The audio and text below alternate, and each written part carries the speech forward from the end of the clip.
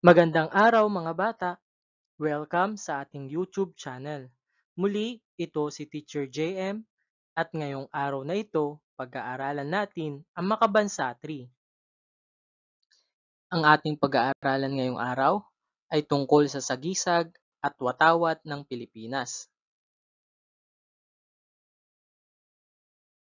Ang layunin ng araling ito, natatalakay ang kahulugan ng ilang simbolo at sagisag ng kinabibilangang komunidad o lugar. Ang sagisag o simbolo ay nagbibigkis ng lahat ng mga naninirahan tungo sa kanilang pagkakaisa bilang kasapi ng isang lalawigan.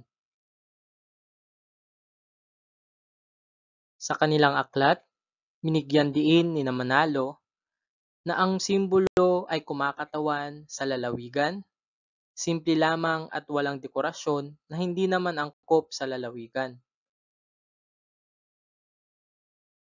Hindi mailalagay sa simbolo ang lahat ng tungkol sa lalawigan maliban sa pinakamahalagang katangian nito at dapat na madaling maisaulo at maiguhit ng mga tao sa lalawigan. Ating alamin ano mga kahulugan ng mga simbolo sa watawat ng Pilipinas.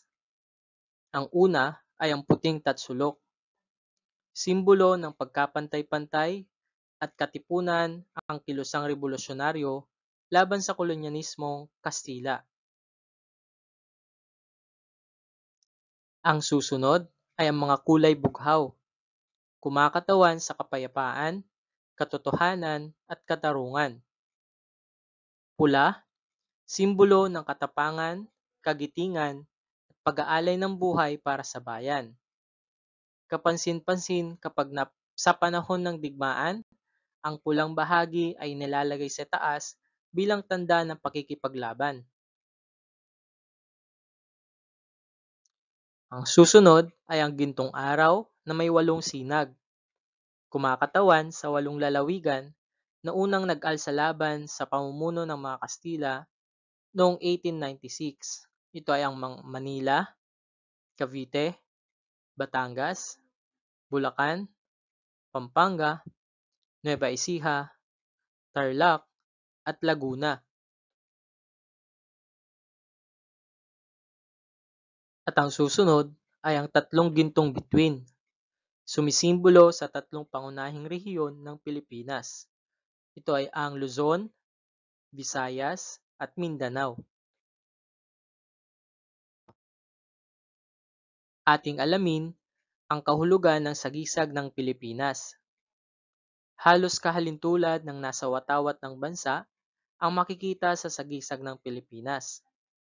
Ang kahulugan ay iisa para sa tatlong bituin, ang 8 sinag ng araw, at ang mga kulay bughaw at pula.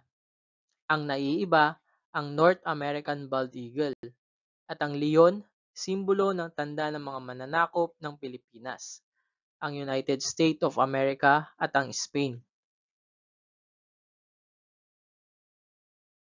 Ano ang ibig sabihin ng simbolo?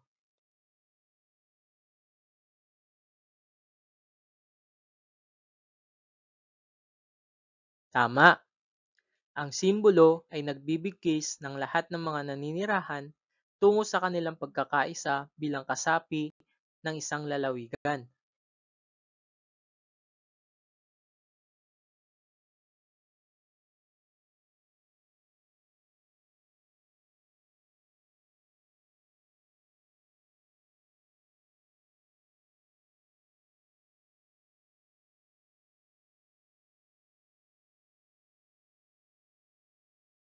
Pangalawa, ano-ano ang mga dapat ilagay sa sagisag at simbolo ng isang lalawigan?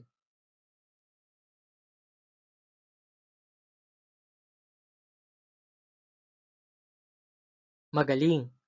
Dapat madaling maisaulo, maiguhit ng mga tao ang sa lalawigan. Bakit kailangan malaman mo ang iba't ibang simbolo ng mga lalawigan sa ating rehiyon?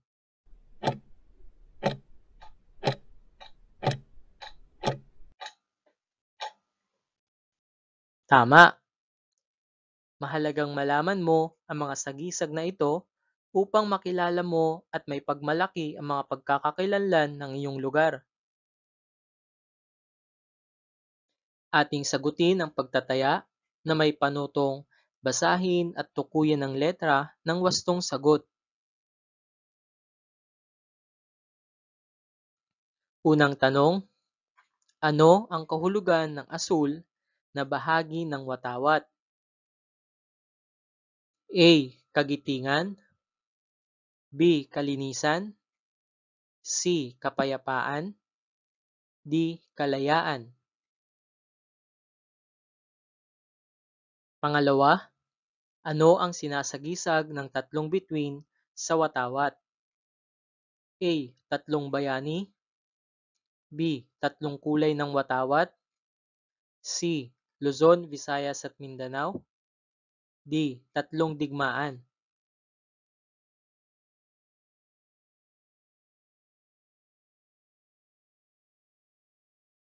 Pangatlo, ilang sinag ng araw ang nasa watawat ng Pilipinas?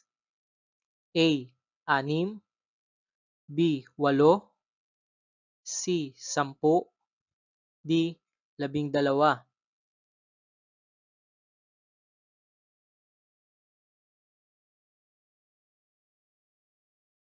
Pang-apat, ano ang sinasagisag ng puting tatsulok?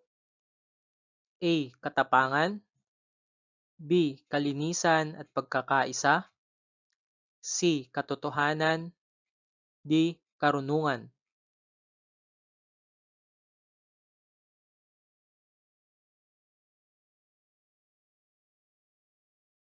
Panglima, anong ibig sabihin ng pulang bahagi ng watawat?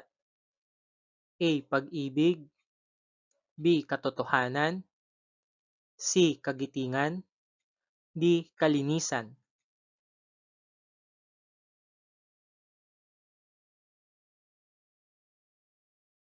Narito ang wastong sagot. Una, ano ang kahulugan ng asul na bahagi ng watawat? Ang wastong sagot ay letrang C, kapayapaan. Dahil ang asul ay sumasagisag sa kapayapaan, katotohanan, at katarungan. Pinapakita nito ang hangarin ng bansa na mamuhay ng tahimik at may kapagkapantay-pantay. Pangalawa, ano ang sinasagisag ng tatlong bituin sa watawat? Ang wastong sagot ay letrang C, Luzon, Visayas at Mindanao. Dahil ang tatlong bituin ay kumakatawan sa Luzon, Visayas at Mindanao, ang tatlong pangunahing rehiyon ng bansa. Pangatlo, ilang sinag ang nasa araw ng watawat ng Pilipinas? Ang wastong sagot ay 8. Dahil ang araw ay may 8 sinag na sumasagisag sa 8 lalawigan na unang naghimagsik laban sa mga Kastila. Ito ay Manila, Cavite, Batangas, Bulacan, Pampanga, Nueva Ecija, Tarlac at Laguna. Pang-apat, ano ang sinasagisag ng puting tatsulok? Ang tamang sagot ay letrang B, kalinisan at pagkakaisa. Dahil ang puting tatsulok ay sumasagisag sa kalinisan, pagkakaisa, at pagkapantay-pantay ng mga mamamayan. Isa rin dito ang paalala sa pagkakabuo ng revolusyonaryong pamahalaan. Panglima, ano ang ibig sabihin ng pulang bahagi ng watawat? Ang wastong sagot ay letrang C, kagitingan.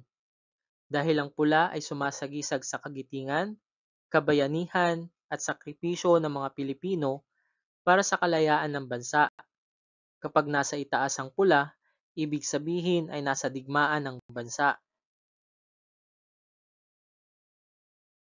At dito nagtatapos ang ating pag-aaral sa Makabansa 3, Kalawang Markahan, sa Revised K-12 Curriculum na may paksang Sagisag at Watawat ng Pilipinas.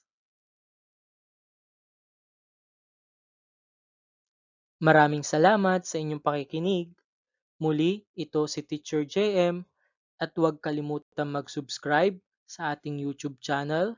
Please like, comment and share and click the notification bell for more videos.